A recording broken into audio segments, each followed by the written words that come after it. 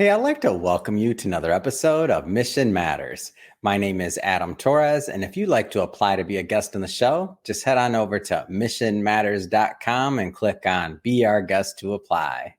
All right, so today is a very special episode. We have a return guest on the show, Wendy Serrino, who's founder and CEO of North Shore Exchange. Wendy, first I wanted to say, hey, welcome back to the show. Thank you, Adam. We're so glad to be here. Oh my gosh. So nothing that makes me happier than to have a return guest, especially one with a story like yours. So we'll get into today some of the, the growth of North Shore Exchange, some of the things that have gone on, virtual consignment going on now. I believe acquiring a new building, a warehouse, new grants that you've awarded to charities. I mean, now tipping the $3 million point in grants and awards given. I mean, you got a whole lot going on there, Wendy. But we'll start this episode the way that we start them all, with our Mission Matters Minute. So, Wendy, we at Mission Matters, we amplify stories for entrepreneurs, executives, and experts. That's our mission. Wendy, what mission matters to you? What mission matters to me and to North Shore Exchange is to create opportunities for our communities to participate in our mission. And we are a unique combination of luxury consignment, designer shopping, and volunteerism to generate profits for charities that serve the poor. And consigners and shoppers and volunteers can all participate in our mission and feel good about giving back by either consigning, volunteering, or shopping. And we keep our overhead low with our fabulous volunteers.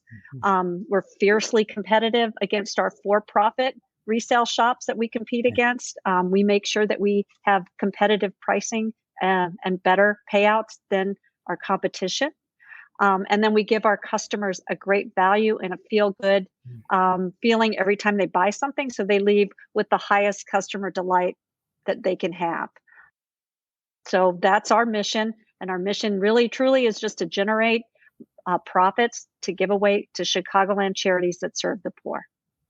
It's a great story, and I love bringing mission-based executives and companies like yours on the line to share why they do what they do, like how they're making a difference, and what we can all learn and grow from together from those stories. So again, great to have you back on. And Wendy, I want to start this interview. So I was thinking about it last night, and I know that maybe some of our newer audience members that have been following the show recently, maybe they didn't catch our previous episodes and things that we've done together. So let's just kind of start from the beginning.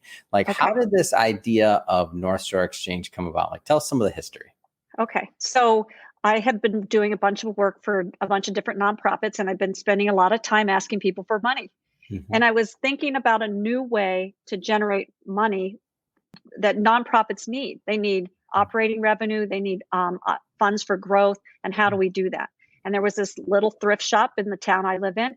It wasn't doing very well. And we decided, let's try a different concept. Wow. And so we came up with this concept, which is luxury resale. We sell designer women's fashion and beautiful things for the home. Mm-hmm. And we run with volunteers, so our overhead is low. And that combination just was right on trend. We got really lucky, right on trend. We had a great supply of wonderful things, and we had customers that were interested in what we had. And so we started 9 years ago, and we opened up on a snowy day in March in 2013. And we had a line of about 30 people outside the door waiting to come in. And we opened our doors, and we've made a profit every single year, even during COVID. Even when we had to shut down during COVID for a few months, we made a profit every year. So we feel very lucky that our business model makes sense to people, and we are offering things that people want to buy. And we have we offer a service of a way for people to sell their really nice things. I want to stick in these early days a little bit longer here, because we'll get into where you're at now, which is just absolutely amazing. But I want to stick in these early days because there's a lot of, entrepreneurs and executives that watch this program, and they're looking for, whatever that edge is, or that thing that can also help them in their businesses, whether it's, nonprofits or for-profit, various industries, doesn't matter. But one thing that I know is that for you to get from that concept of, having a new store, trying a new model, to a thesis, right? Testing it out and then getting it to execution, to then getting it to work, right? And to prove the concept. It's not an easy thing to do. So what do you think are some of the things that helped you take it from, let's just say, idea to reality? What are some of those things that helped you along the way? I think what we did is we looked at a lot on why thrift shops and resale shops fail, Hmm. what makes them fail, and then what makes them successful.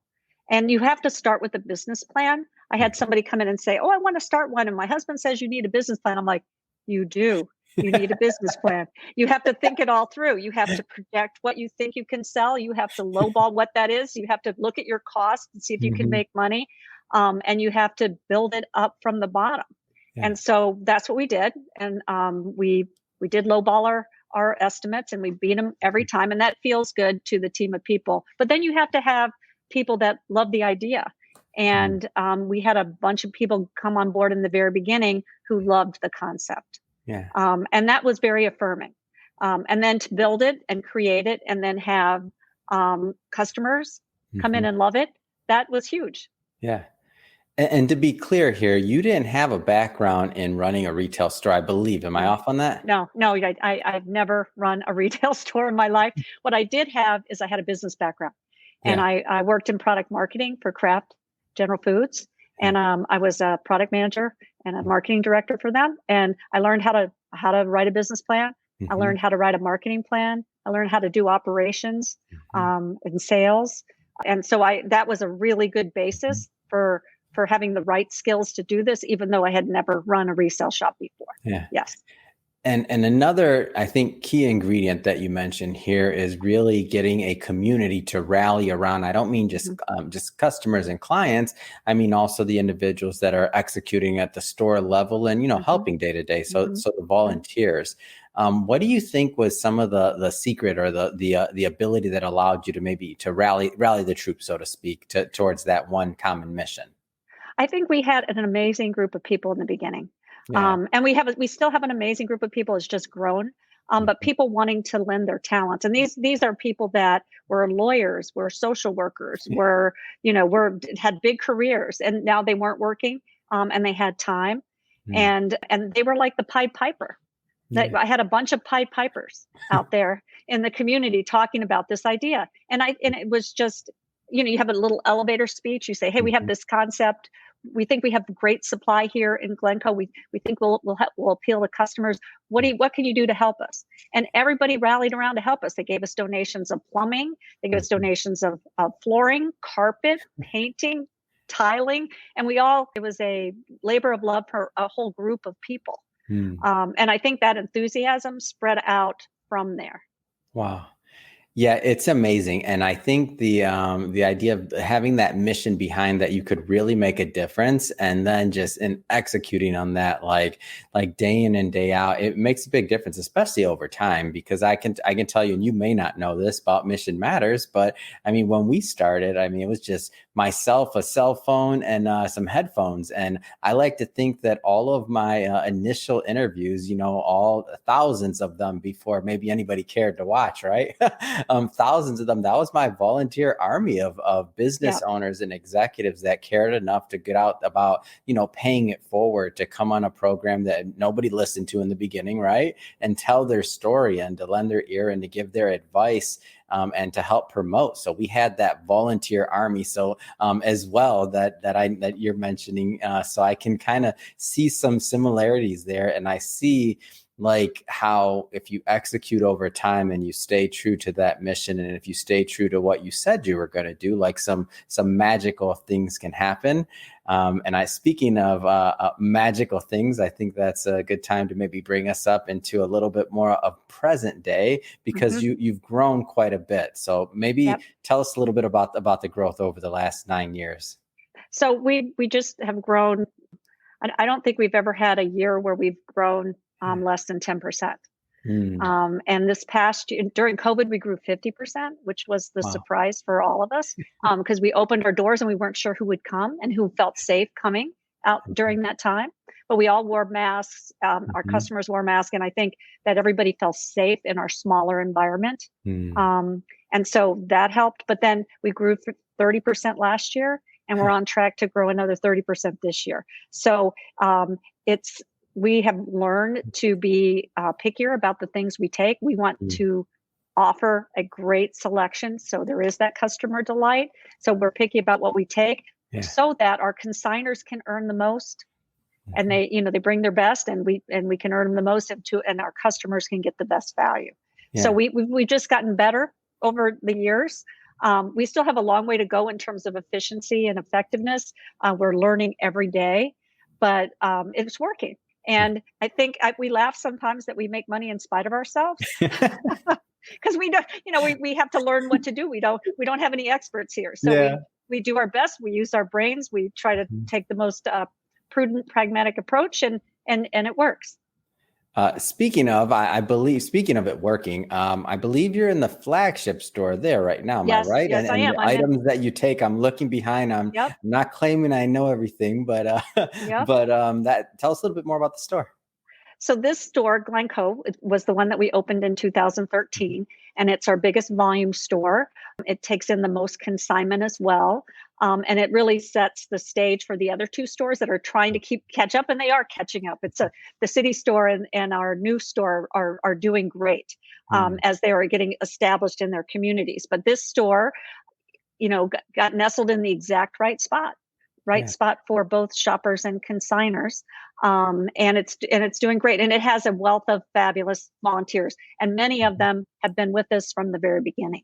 Amazing. So they've been here for 9 years. And we get lots of new ones too. But it's just that's the beauty of the community.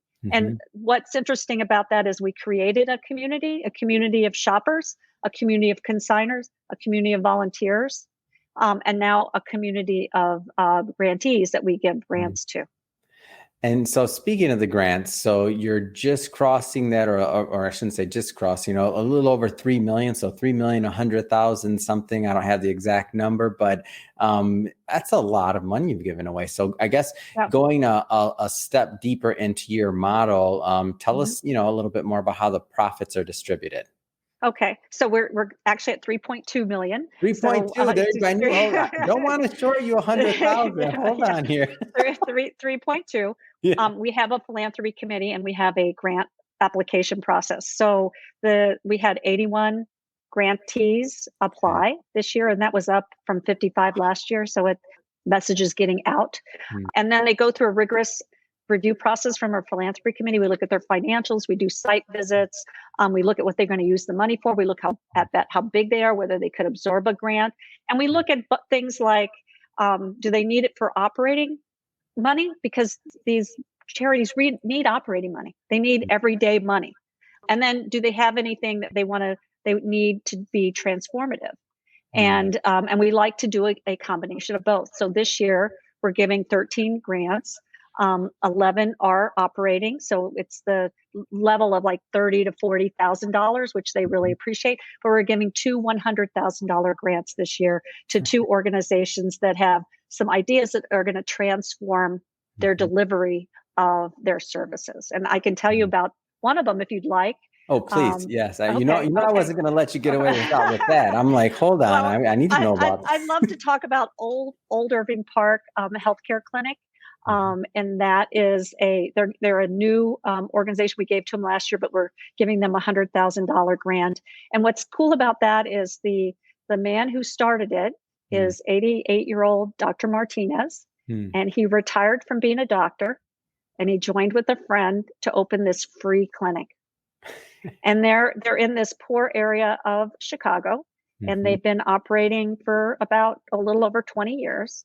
And they've had times where they were worried that they couldn't keep their doors open. And then angels fall from the sky. We were the angel this year that kind of fell from the sky and gave them a big grant, and they were thrilled. And what's cool about them is that for every dollar you give them, they generate $6 in free healthcare.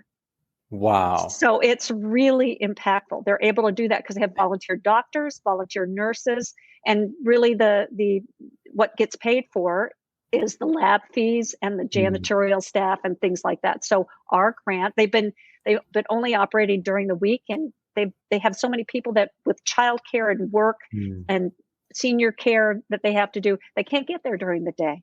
So they've been asking for evening hours and Saturday hours, and our grant gives them that.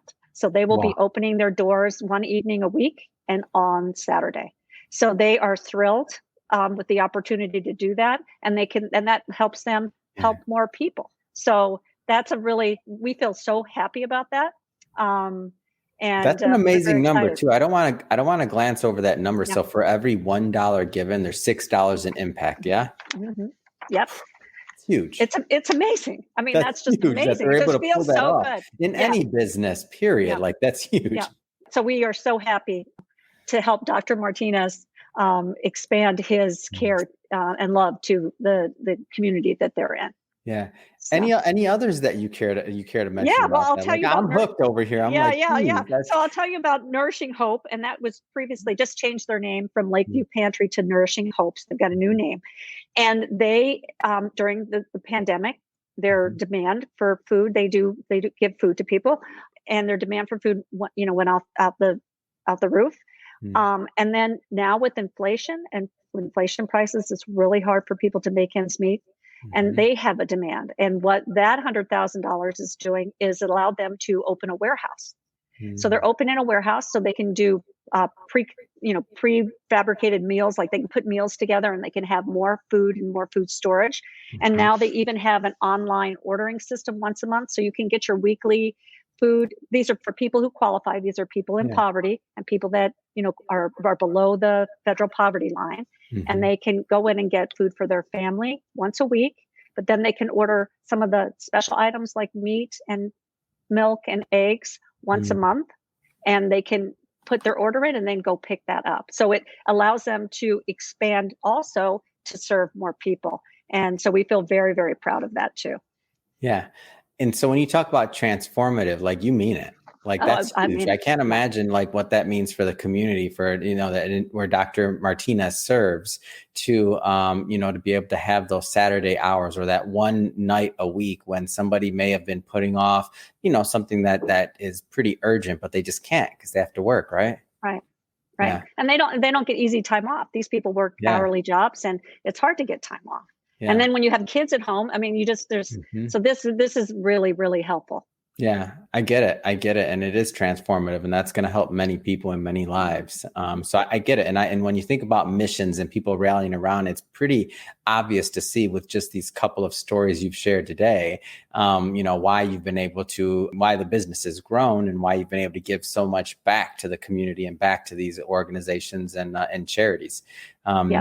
I want to go into some of you did mention some of the growth, over the last, couple of years in the pandemic. And I think one of the things that has just drawn me to your organization is that it's operationally efficient, meaning it is run like a business for growth because you understand that the more profit you give, the more you can give away. So I understand that you've been that recently a lot of investment has gone back into infrastructure for North Shore Exchange. Can you tell us a little bit more about that and maybe some of the decision making that went on behind the scenes? Yeah.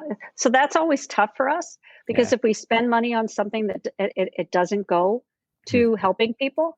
And so, we're very careful about those investments. And one of our first investments was a van. We bought a van because we needed to be able to deliver and pick up consignments.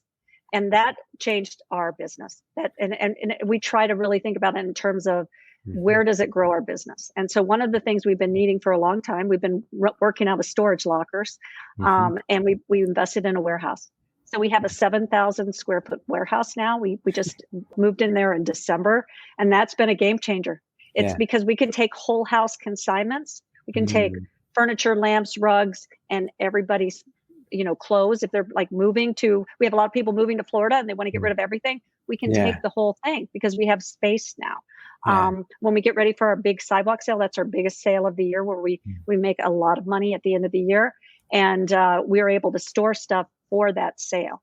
And we're able to move and make our stores look beautiful and make things sell faster and be able to turn merchandise faster because we have better access. So that was a big investment. that happened in December. And my board has been great. They got pushed hard this year in terms of all the kinds of investments, but they were right there wanting to do it. The next one was we bought our Glencoe building. Before we've been leasing our Glencoe building. We've had really nice landlords. The Women's Library Club was our landlord, and they decided they didn't want to own a building anymore. So we bought it. And that was a big investment for us, but it really is existential to our survival. And the reason is it's uniquely located, and we're able to do our sidewalk sale right in the front under a big tent. And there's no other retail space that we could do the same things that we do in this Glencoe space. And so we decided it was really important to take advantage of the low interest rates and buy the building. And so that's what we did. And then the last thing I should mention is we had one store at a shopping mall that it was doing fine, but it wasn't doing as well as it could if it would have been nestled in a community like the Glencoe store. So we moved our third store to Wilmette. And Wilmette's delighted to have us. They've been welcoming us with open arms. We've gotten great volunteers, great consignment, and that store is doing great. So those were our three big things that we accomplished this year. It was a lot, but it was exactly the right thing to do. So the Glencoe store, obviously that makes perfect sense. So that, I mean, straightforward. I mean, and moving the other store, I can see why you'd have done that. But I just have to ask, was it a little scary when you thought, okay, we're taking on a 7,000 square foot warehouse? Like me, I'm trying to put it in my head. I know it's the right thing to do, by the way, but was it a little scary? Oh, it's completely scary, especially because we didn't know how to run a warehouse. So that's what I'm thinking. I'm like, how do we run a warehouse? That's a big piece of warehouse. Yeah. But it's been amazing. It's been amazing right away. Like it just some interesting side benefits that you don't think, I guess, unintended consequences you call them, I guess, is that it's a place to collaborate. We didn't really have a place to collaborate and work together easily. And so it really has provided that. So I think that has improved our efficiency just because we can there collaborate and we have space. Yeah. I can see that. And so this is like, all right, well, we went through this once with the van when we acquired that. We didn't know how to do that, right? And now we're getting a warehouse. Like as you add and build on with this infrastructure, it's great because that's how businesses build. Like the executives that are watching this and the other business owners that are watching this, they're probably like reminiscing. I know I'm reminiscing about, when you make those initial investments and then you kind of up the ante, right? Because you want to grow. And in your case, you want to make more profit and do more goods, so you can give more away. I think it's a great story. Well, thank you. Yeah. So that being said, I also understand virtual consignment was another, like as we're all kind of thinking about different ways to operate and new ways to do business. I think this was a big one that was on the agenda, right? Yep, it was. And it really stemmed from our sales are nationwide. So our store is our online store sells things all over the country. Some of our best customers are in New York and California and Florida, Indiana, Wisconsin, Michigan, Arizona. Like we have customers everywhere. They go on our website, and it's funny. They sometimes go in the middle of the night because they think something might go on sale. They'll be the first ones to see something new. And so we have these relationships with these really wonderful relationships. Repeat purchasers. And we thought, why aren't we doing that for consignment? Why aren't we? And, Zoom was a game changer for so many. Zoom and, Microsoft Office or whatever people use, it's a game changer. And so you can go into someone's home. It's so much more convenient for them, and they can show you what they have. We can talk to them about what we take. We can talk to them about how much value they would get out of selling whatever they have. And it's so much easier for them. And then we can send them a shipping label and they can send it to us. Or we can send the van and pick it up because we have a lot of virtual consignments right around here too, because people are busy. So that has been a huge benefit. And consignment selling with us we have to have consigners and sellers because we don't order our merchandise. Everything comes from the consigners. And so we don't order anything. And so it was made sense with our growth to expand our base of supply. And a lot of people most people love our mission. They love that our profits go to charity. and they're not for profit. Not that there's anything wrong with that. Yeah. But I'm a capitalist, and I think we all need, we need businesses to have profit. But if you're selling your things, Yeah. it's really nice to know that that portion goes to charity. Yeah. And so I do want to go one level deeper on the consignment idea, because I don't want to assume that everybody watching this, if they've never consigned anything or been through it, like how does all that work? Explain it to me, please. Okay, so we take everything from what we call contemporary brands like Theory, Joie, Vince. The women that are listening to this, they'll know exactly what that is, all the way up to Chanel and Hermes. So we take from that and everything in between. And the reason we take that group of things is because they have resale value. If you Banana Republic, J. Crew, we love them. Everybody likes to wear them. They don't have much resale value.